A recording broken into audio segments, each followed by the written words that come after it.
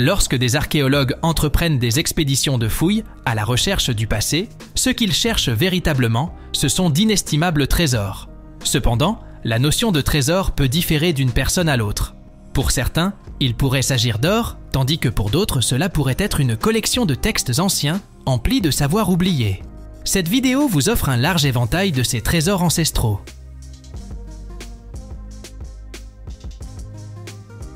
Le 25 mai de l'an 1938, des ouvriers démolissant un bâtiment de la rue Mouffetard à Paris sont tombés sur un précieux trésor de monnaie d'or remontant au règne de Louis XIV.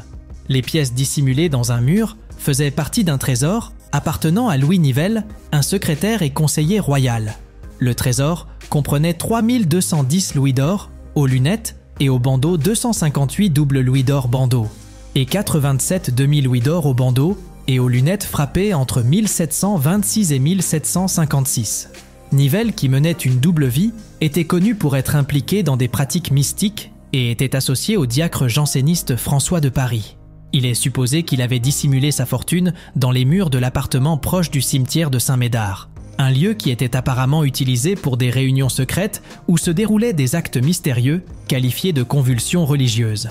Le trésor fut légalement déclaré et partagé entre les découvreurs, la ville de Paris et 84 héritiers certifiés d'Anne Nivelle fille de Louis Nivelle.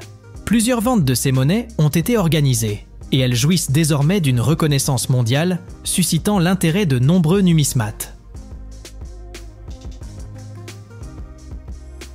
Le 21 janvier de l'an 2023, le prospecteur Łukasz Jabłoński a fait une trouvaille remarquable aux abords de Turobin, dans la Pologne orientale.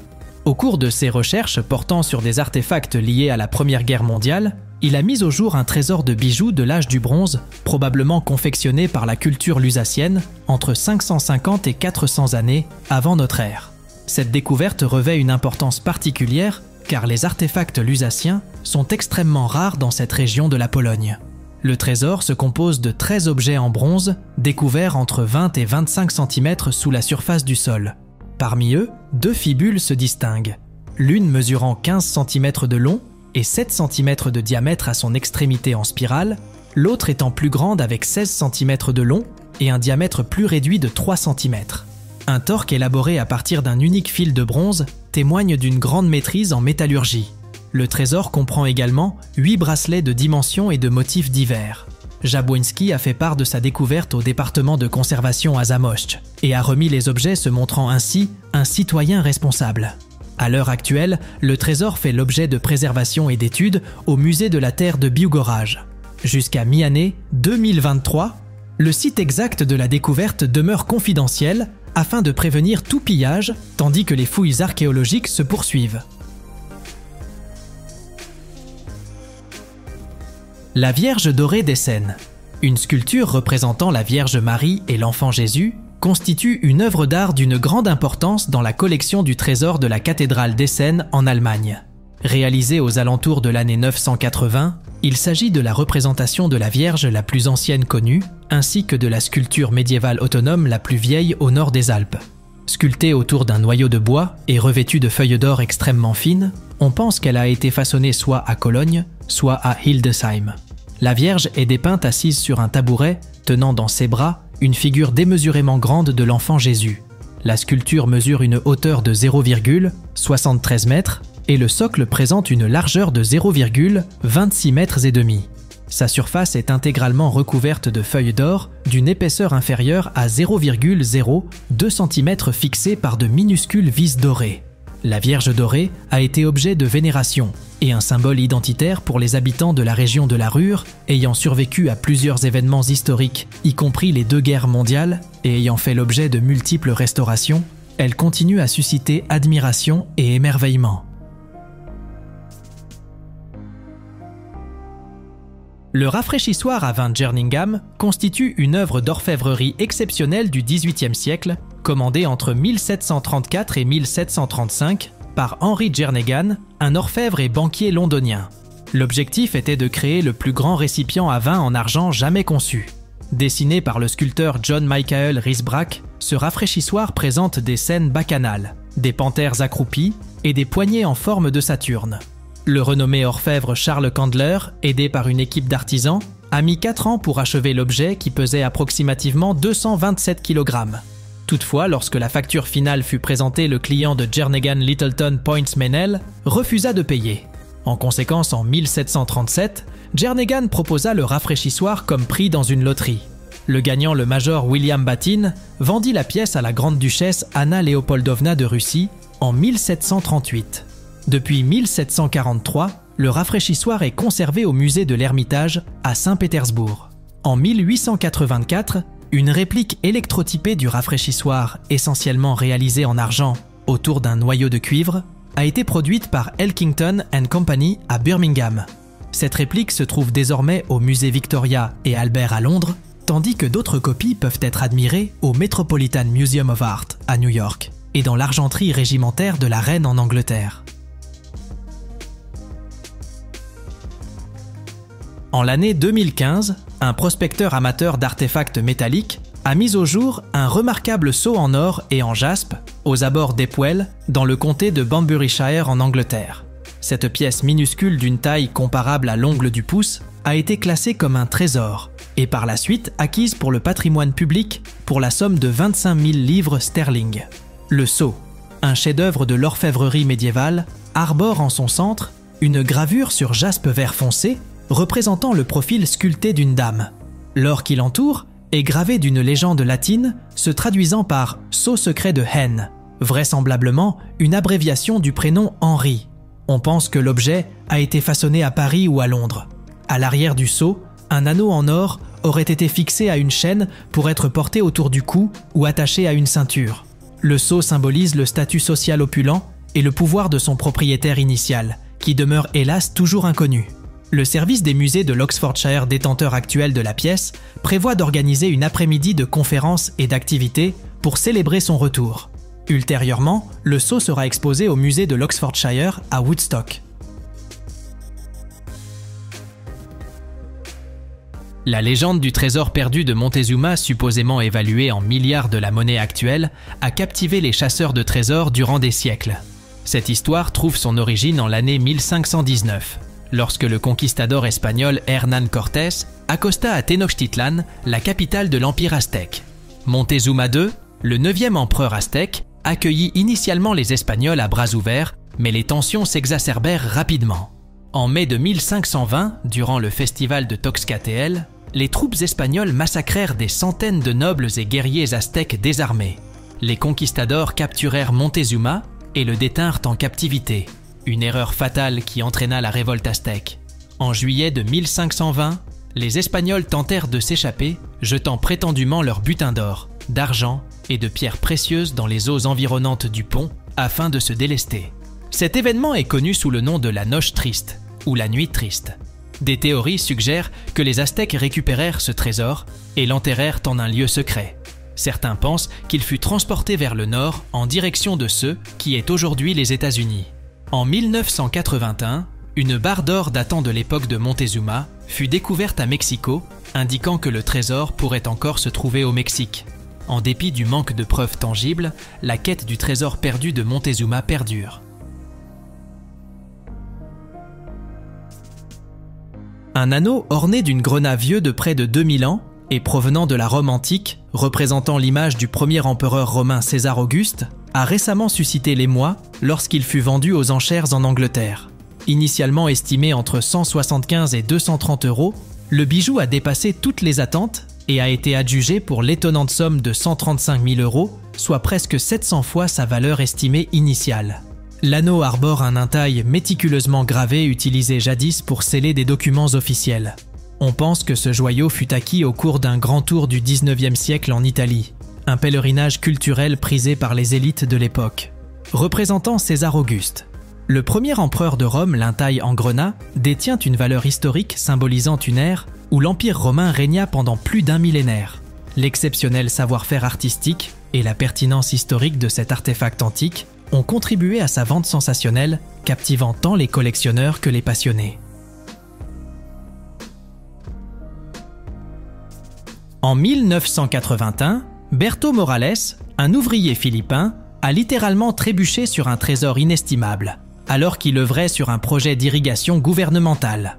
Au cours de ses tâches quotidiennes, il a mis au jour plus d'une centaine d'artefacts en or datant du royaume de Butuan, une civilisation qui a prospéré entre les 10e et 13e siècles sur l'île de Mindanao. Actuellement exposés au musée Ayala, ainsi qu'à la Banque centrale des Philippines, ces objets incluant des bracelets, des vases, des colliers et d'autres ornements offrent une fenêtre sur une civilisation érudite, prospère et maritime, ayant existé plusieurs siècles avant la période coloniale espagnole. Cependant, cette découverte a également engendré des malheurs pour Morales. Sa famille fut kidnappée et il dut s'enfuir de l'île en changeant d'identité, vendant éventuellement les artefacts qui se révélèrent plus problématiques qu'inestimables.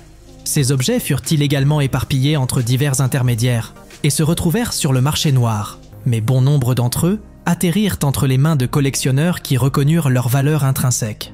De nos jours, ces artefacts incarnent non seulement le riche héritage culturel des Philippines, mais offrent également une voie prometteuse pour des études futures et la compréhension de cette civilisation ancestrale. Concernant les trésors dorés mentionnés dans cette vidéo, tournons notre attention vers la cuirasse de Xur-Essef, ainsi nommée, car elle a été découverte dans une sépulture de l'époque punique, proche de Xur-Essef, en Tunisie, en 1909. Bien qu'à première vue elle puisse paraître un objet purement ornemental, il s'agit en réalité d'une pièce d'armure, plus précisément d'un plastron. Les experts estiment que l'artefact est vieux d'environ 2300 ans et croient qu'il a été confectionné par les habitants italiotes pré-romains du sud de l'Italie. L'explication la plus plausible pour sa présence en Tunisie serait qu'il ait appartenu à un guerrier probablement de haut rang qui a été mené par Hannibal durant la deuxième guerre punique entre 211 et 203 avant Jésus-Christ. Il est à noter que tous les experts ou historiens ne s'accordent pas sur cette interprétation. Cette divergence d'opinion est en partie due au fait que la tombe où il a été découvert est typique de la Tunisie de cette époque, ce qui suggère que l'individu inhumé n'était pas un étranger. De plus, certains des autres artefacts trouvés dans la sépulture datent d'une époque antérieure à la première guerre punique, voire à la seconde. Le seul consensus parmi les spécialistes à propos de la cuirasse de Xur-Essef semble être sa beauté indéniable. En mars de 2022, Jenny Fitzgerald s'est portée volontaire pour prendre part à une opération de nettoyage des plages à proximité de son domicile à Norwich, dans le comté de Norfolk en Angleterre. Les bénévoles rassemblés avaient pour mission d'éliminer des débris, mais Jenny a vécu l'étonnement de toute une vie lorsqu'elle a découvert une malle emplie de pièces de monnaie et de bijoux enfouis dans le sable. Cette trouvaille remarquable a eu lieu dans une localisation située entre Happisburgh et Cart Gap. Bien que le coffre dégage une aura d'ancienneté son âge véritable, demeure un mystère. Le mécanisme de verrouillage du coffre arbore un emblème orné d'une couronne et des initiales VR, probablement en référence à Victoria Regina, ce qui suggère que le coffre pourrait être un vestige de l'ère victorienne du Royaume-Uni au XIXe siècle. Outre les pièces de monnaie et les gemmes précieuses, le coffre contenait également une montre à gousset et un flacon de parfum. Il reste incertain si Jenny sera autorisée à conserver cette découverte fortuite, car la législation britannique considère généralement des trouvailles de cette envergure comme propriété de la couronne. Même si elle doit le restituer, il est probable qu'elle reçoive une récompense généreuse pour sa découverte. Les historiens n'ont pas encore d'indices concernant l'identité du propriétaire du coffre, mais aspirent à en déterminer prochainement.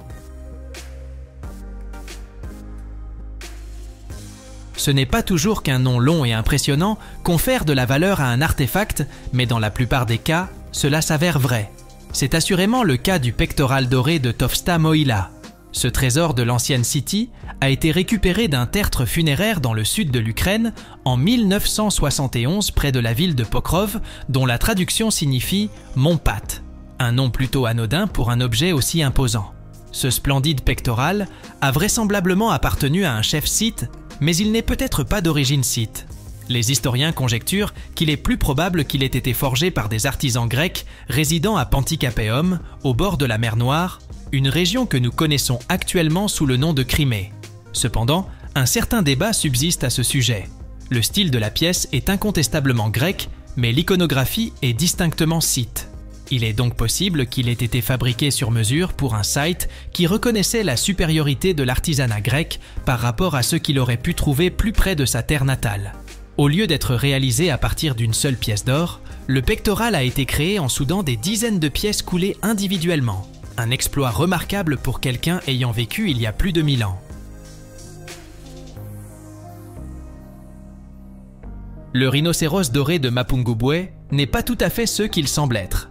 Il s'agit en effet d'une statuette représentant un rhinocéros, mais elle n'est point façonnée en or pur. En vérité, elle est élaborée en bois et recouverte d'une mince feuille d'or, dans une quête de lui conférer une valeur intrinsèque supérieure à celle qu'elle possède effectivement. On estime que cet artefact a environ 1000 ans, et il a été ainsi nommé car il a été découvert dans le parc national de Mapungubwe en 1932. Les archéologues à l'origine de cette trouvaille ont noté que l'objet semble appartenir à une sépulture royale de petite envergure. Si cette hypothèse est confirmée, une telle découverte jetterait une lumière controversée sur la région. Si le site où le rhinocéros a été trouvé était en fait une tombe royale, cela suggérerait l'existence d'un royaume ou fief autonome dans cette partie de l'Afrique du Sud durant le XIe siècle. Ce serait l'exemple le plus ancien connu d'une société hiérarchisée dans toute la région méridionale du continent africain, un fait qui contredit la narration européenne souvent répandue que l'Afrique du Sud était une terre inculte avant l'arrivée des colons hollandais au XVIe et XVIIe siècle. Toutefois, s'il y avait effectivement eu un fief dans la région, des preuves plus irréfutables devraient être enfouies quelque part. Peut-être qu'une fouille archéologique plus approfondie sur cette colline constituerait le point de départ adéquat. Abonnez-vous à la chaîne et activez les notifications, ainsi vous serez les premiers informés lorsqu'une nouvelle vidéo sera publiée. Nous vous remercions de votre écoute attentive.